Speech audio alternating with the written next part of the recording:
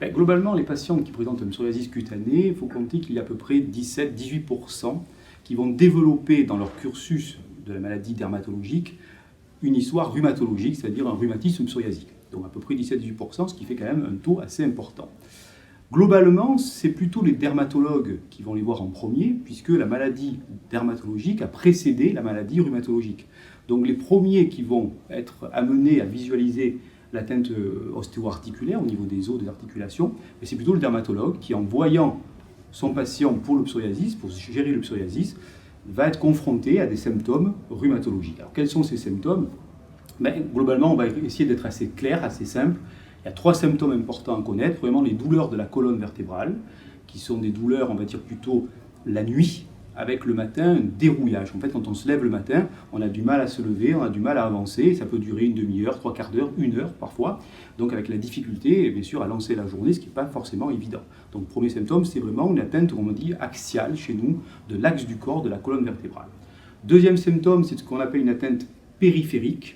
Ça va être des atteintes au niveau des articulations, des doigts, des orteils, et des articulations qui vont se gonfler, qui vont devenir rouges, inflammatoires, donc douloureuses. Et parfois, on peut avoir un doigt entier qui devient rouge, ou un orteil entier qui devient rouge, ce qu'on appelle des doigts en saucisse. C'est un petit peu l'aspect un petit peu visuel qui permet de s'en rappeler. Donc vous voyez, le premier symptôme, atteinte axiale, la douleur de la colonne vertébrale. Deuxième symptôme, l'atteinte périphérique au niveau articulaire. Et puis enfin, dans ce contexte, souvent, on présente des douleurs au niveau des tendons. Alors, c'est des gens qui font des tendinites à répétition. Alors, ça peut être tendinite ou des tendons d'Achille, au niveau des coudes, peu importe, ou alors des douleurs dans les talons.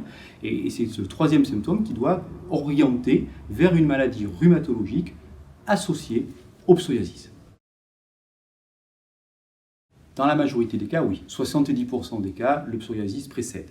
Mais dans 15% des cas, c'est la maladie rhumatologique qui va précéder la maladie dermatologique, et dans 15% des cas, les deux surviennent totalement ensemble.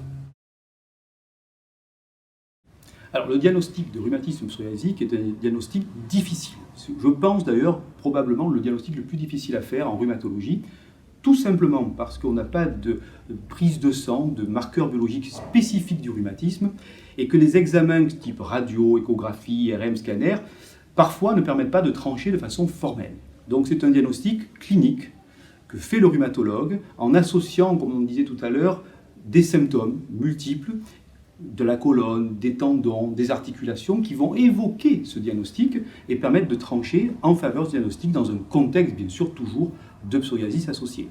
Donc c'est pour ça que c'est un diagnostic qui n'est pas facile à faire et qui nécessite un examen clinique approfondi du patient et bien visualiser quels sont les symptômes qu'il présente dans leur globalité. On a la chance d'avoir des traitements qui ont une action double, à la fois sur le problème dermatologique et le problème rhumatologique. Et ça, c'est important d'ailleurs de pouvoir faire ce diagnostic pour pouvoir instaurer des traitements assez précocement pour avoir une action globale sur la maladie.